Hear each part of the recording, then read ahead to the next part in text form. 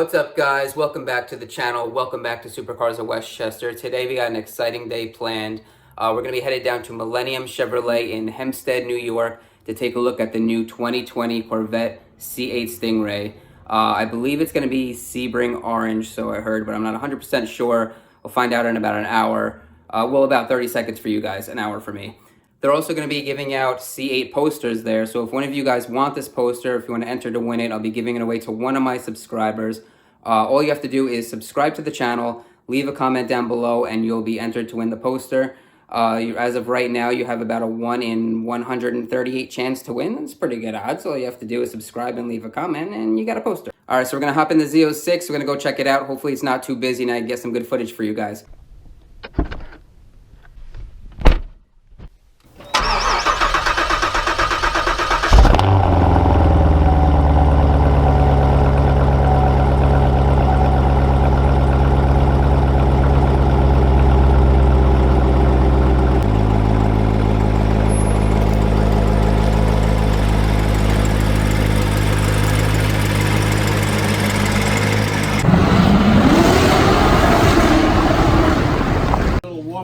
Talking about the car and some of the new specifications and some of the changes. I found out that there's only very few changes that were made on this car from the last car. You can all see that, right? So, I thank you all for coming. Make sure you get yourselves a poster and a t-shirt before you leave. Also sign up. We're giving away some Corvette paraphernalia. And with that, I will turn it over to Richie. And Richie, I don't have a microphone, so you got to do it talk like me. Sure. Awesome. Thanks so much for coming out, folks. Happy Sunday. Welcome to the East Coast Corvette Tour. We're going to discuss a little bit about the car, not just what it is and how much it costs. We're also going to discuss that, but we're going to discuss the whys. Why did we build a mid-engine and why now? To start, a little trivia. Does anyone know the first year a mid-engine prototype Corvette launched? The Serv 1. 60s. 1960. Someone said it over here. The Serv 1 launched in 1960. The father of the Corvette was Zora Arkus Duntov. Started in 1958. The reason these numbers are kind of consequential, the last front-engine sports car to win the 24 Hours of Le Mans was a Ferrari in 1962. So since 1962 to now, all the pinnacle of sports car performance has been dominated by mid-engine, and Zora kind of saw that coming before it even arrived. So it's taken over 60 years to get this car into production.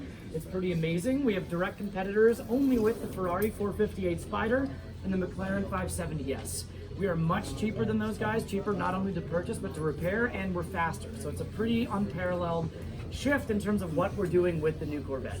For starters, this is not a tub chassis. This is a center tunnel rail chassis, and that sort of defines everything in terms of the car's architecture, layout, and handling. So the chassis of the car starts with a highly dense compressed aluminum back brace running right up the middle here. You can see this guy's enjoying it right in here. We've integrated that into our interior layout. So rather than kind of hide it, we wanted to integrate it into the interior design with your HVAC buttons running up the center panel, cup holders that you can see right there, and all that sort of stuff.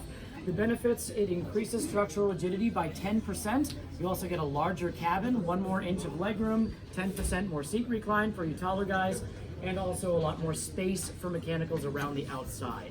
So starting at the front and working our way back, your biggest heat diffusers on board, your primary engine radiators are in the nose under the headlights. So if you crouch down up in the front, they're massive, mounted on a diagonal.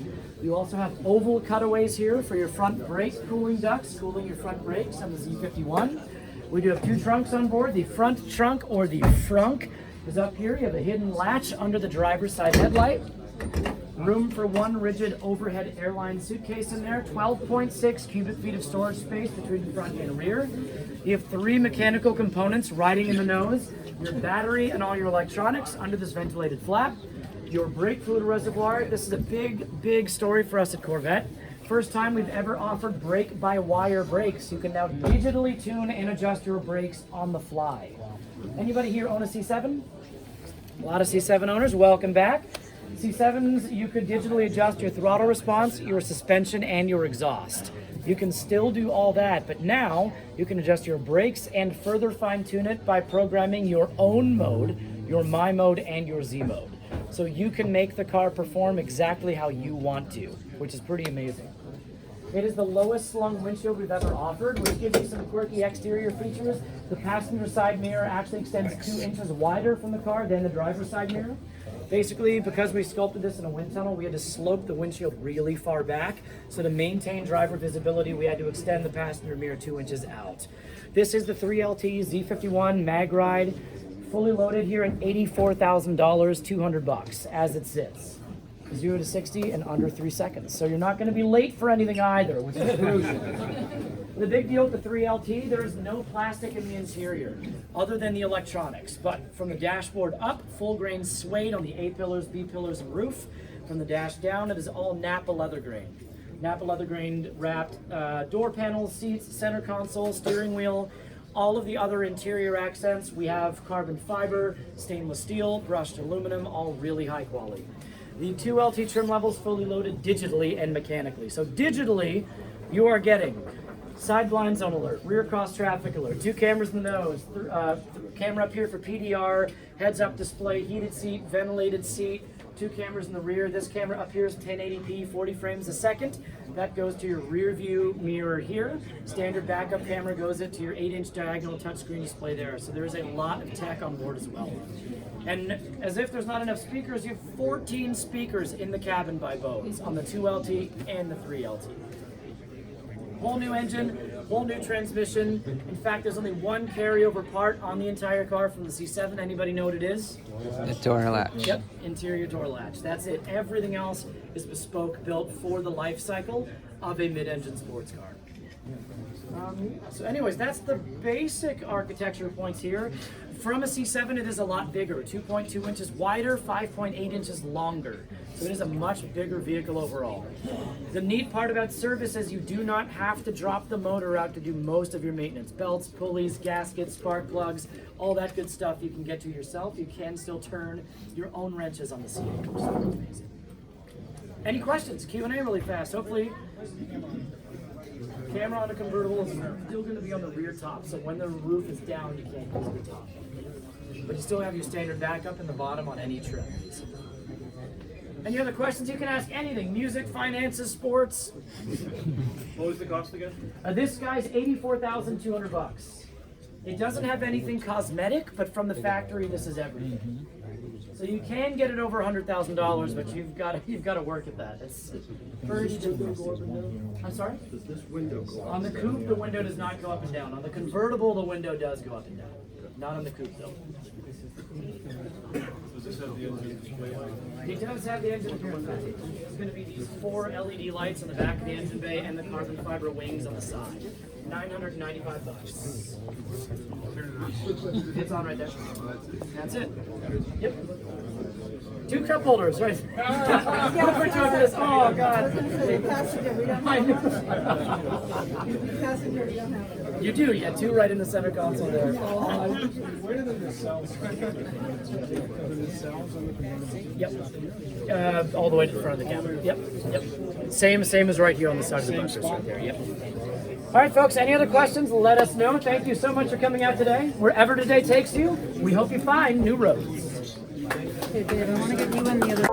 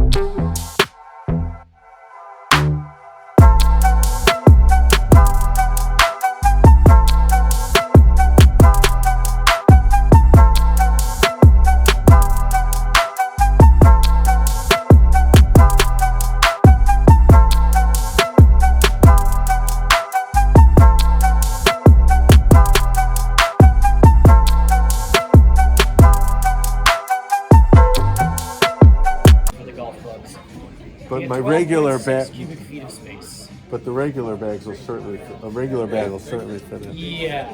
I want the Corvette one that they keep showing. Yeah. Is that actually for? Yeah, I've that'll never be seen available it. through parts, or through accessories, but I don't know when. Right. Yeah. That's my plan. Yeah.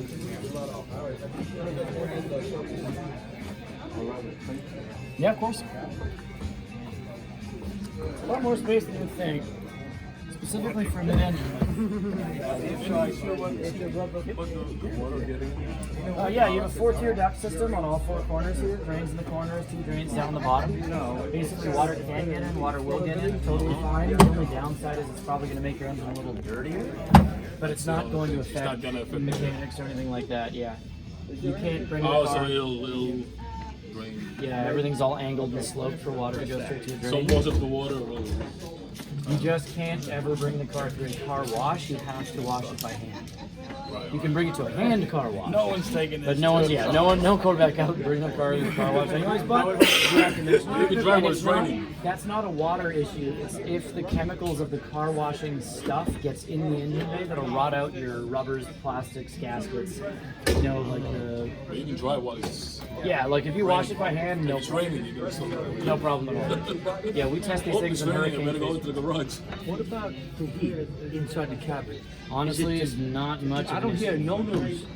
Yeah, there's not much. That's the thickest painted glass you've ever put on a production vehicle. Underneath that, you have that's double the thickness of a standard windshield. Under that, you have a dual mode firewall. Don't talk about windshields with Tesla. No, God. Yeah, I was reading about that the other day, actually. How You thick have is that? It's 0.9. Here, run your finger along the very bottom edge. 0.9 millimeters. It's twice the thickness of a windshield. They did a great job. Crazy, right? Yeah. It's like this, huh? It is dual pane, acoustic, auditory, and Is it heat thick as my tempered shower glass. You've also have twin electric fans back here and either side buttress, vacuuming hot engine air out the rear bottom, as well as hot engine air safety top. So, yeah, the heat's coming out of the black fascia, right? Yeah, this black mesh grate in the middle vacuum. So the design theory thinking is you don't want hot engine air accumulating in the car to affect cabin temperature or room temperature.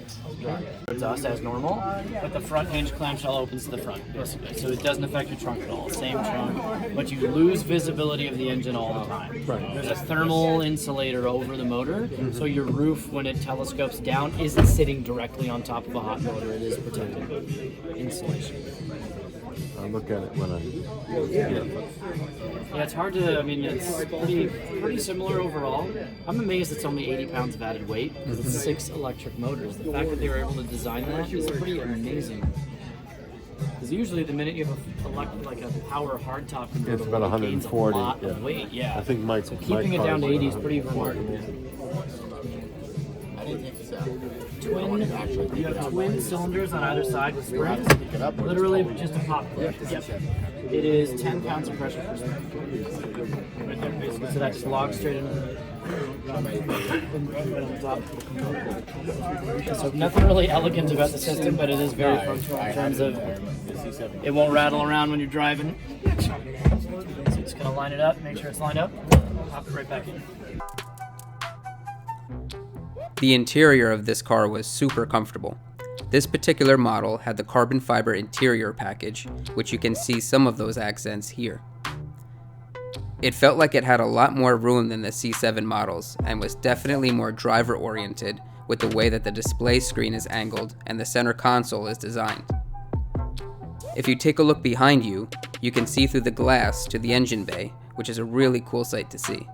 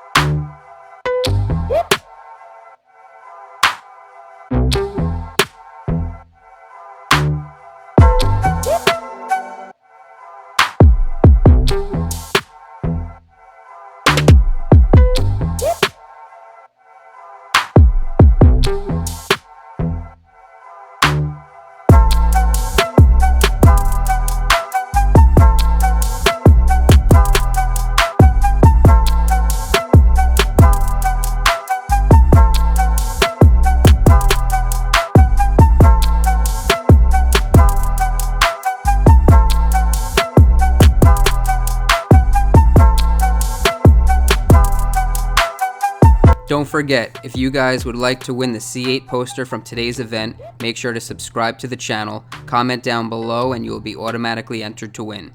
Thanks for watching, and I'll see you guys in the next one.